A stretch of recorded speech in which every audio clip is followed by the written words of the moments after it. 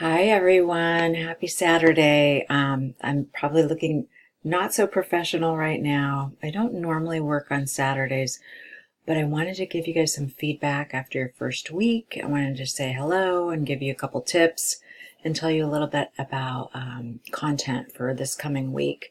So I put together a few points and I will put that up here on the screen to go with my narration. Have my hat on because I'm getting ready to take my Labrador out in the snow. I'm really anticipating that we're actually going to have snow. You know, it's been a long time since we had a big blizzard, but I can hope. I think we're only going to get a couple inches, right? But I'll take a couple inches. Okay, so you made it through week one. Good. People posted. I was happy to see that. Here are some things that I just wanted to talk to you about. Your introductory videos. Most people were able to do this using Panopto or using something on their phone, maybe to create a .mov file. That's fine too, but you also need to learn how to upload it to YouTube. So we won't do videos every week. I won't do videos every week, but I wanted you to get used to that so that you could be ready when it's the final project to do like I'm doing, to talk and then have some slides up. So just posting that introductory video is nice. It allows me to get to kind of see your face, but it also allows you to get the feel for moving around in Canvas and how to post a video. So as we move forward and we get closer to the final, don't wait.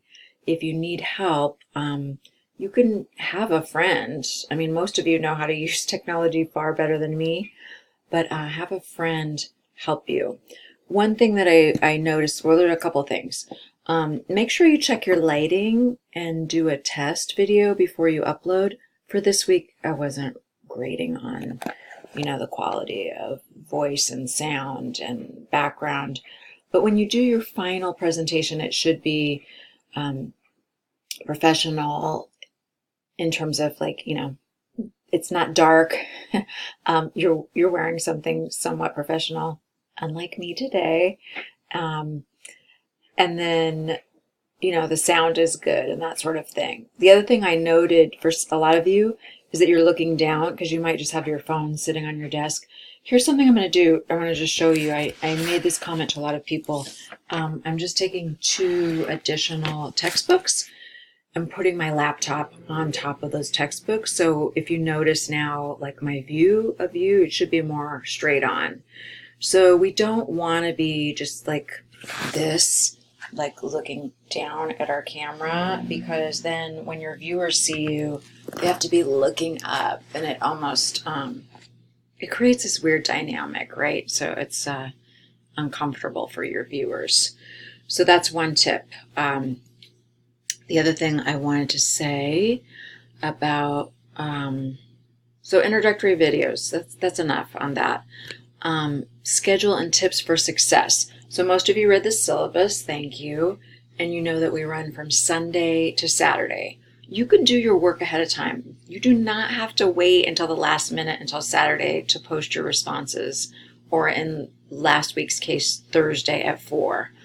I highly recommend against that because inevitably your internet goes down, Canvas on campus is down if you wait until the last minute. You should also compose answers in a Word doc and then upload or paste your response. So those are other things to be thinking about. But really, I typically, other than this weekend, will not be working on weekends. And the way this class is, you don't have to be working on weekends either. You can do this at night, anytime Sunday through Thursday, Friday, and be done and not have to think about it again for the weekend. So if I were you, I would just try to get it done early. Having said that, your readings come out Sunday morning at 12:01. So tonight, late tonight, after midnight, your new assignment will upload. And you can look at that in the middle of the night, Sunday morning, Sunday night, and do most of your work Sunday, Monday if you want, in terms of the reading and the material that I ask you to watch. That can all be done. If you're posting for the week, you can do that far before the Wednesday deadline. But those who are not posting and who are just responding obviously have to wait until other students post to do your 2 posts. So that can be done anytime Wednesday after 5. And those are very simple. But then again, don't wait until Saturday at 5. There's really no reason, this class, the way I have it set up, it's fairly straightforward. Every week from now on will be pretty much the same. Okay. Let me take a sip of coffee and then tell you the next thing. Okay, so assigned posting weeks. That will be posted your 2 weeks that you are actually posting the larger responses. I'm going to post a document later tonight, and it'll become available to you tomorrow as well. So look at that. Make sure you look and put a note on your smartphone or your calendar. Like, I don't know if some of you have one of these, like an old school. There's my calendar. There's my January calendar. Oh, you could see my dog in the background laying on my bed too. But note the 2 weeks that you have to post the larger assignments, okay? I have a lot of people sometimes will say to me, oh, I forgot it wasn't my week. This is going to be in the files area of Canvas, so it's always there, but it should be a note to yourself in your phone or on your wall calendar like I have, okay? So everybody will go twice, and then everybody will, if you're not posting those 2 weeks, you're always responding to at least 2 people, okay? That brings me to response quality. So response quality, I should probably close my door to my office because I have my washing machine going, and it gets really loud at the end. It sounds like an airplane taking off when it goes into the spin cycle. So response quality. You should always, when you're responding to students or you're responding to something that I say or you're responding to students, don't just say, hey, professor, great quote, or that's really interesting, or hey, Susie, good job. We don't need that.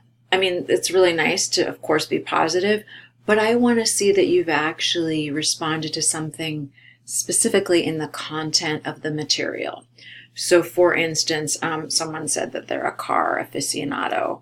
When I responded, I said, oh, what kind of car is this and what kind of car is that? So to just say, hey, great post is not really showing me that you've actually read what someone said and you're incorporating it into the material, or that you're taking the time to do quality work. Again, the responses don't have to be long, but they do have to be thoughtful and show me and your classmates that you're making your comment relevant, okay? If I see that you are just saying, hey, Johnny, good job, then I won't give you points for your assignment for that week. Content, finally, content for this week. So this week I don't have a lot of reading. I have a short amount of reading in the textbook, but then there's also reading that I've put together that is just my own lecture. So I want you to make sure you read carefully, and you have to read carefully every week, even when you're not posting. But this second week, everyone will post answers to short questions that I have in the discussion area. But the content, read it carefully and then read it twice. So I'm asking you to think about an ethical situation that you know is always, always wrong. This is a thought experiment. I'm asking you to consider worldwide, universally, is there an action, an ethical action, in which something is always, always, always wrong? And how do you know that? The other thing I'm asking you to think about are 2 test sentences. And those are criteria by which we evaluate ethical theory. And we're going to be doing that a lot for the next few weeks. And I'm just going to type some more while I'm talking to you. So, test sentence I have, for instance, again, you'll read this, but I'm just explaining it to you verbally. The test sentences are asking, if a theory is consistent over time and can be applied to everyone, everywhere. So, in other words, I think one of the examples that I give is the ethical action of slavery. So, years and more than 200 years ago, some people thought it was okay to own slaves. And if we were to put that ethical action through the test sentences and we said, okay, can that change from right to wrong over time? And here I'm going to put in a new slide. Ask yourself this question when we think about theories and the actions that we run through theories. So if something cannot change, or actually let me write it this way. If something changes from right to wrong or wrong to right over time, it fails the test sentence.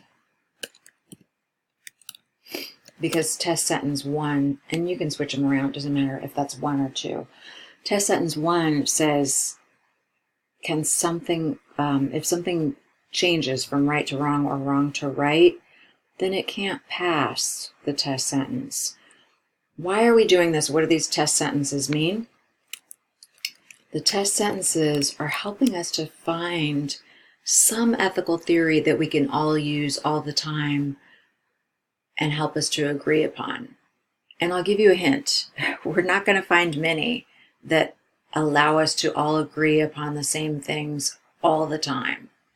That's the hard thing about ethics. It's a really hard thing about ethics, is that sometimes things change from right to wrong or wrong to right over time. In which case, that's a problem, okay? Because if we're looking for universals and something changes from wrong to right or right to wrong, then how is it ever universally one way or the other? Okay, another question. If something is right and wrong at the same time, it fails test sentence 2. Okay, so example, let's take the example of slavery again, and I write about this, you'll see it in my lecture. There were a whole group of people that believed owning slaves was right, while there was a whole group of people that believed that owning slaves was wrong. How could that be?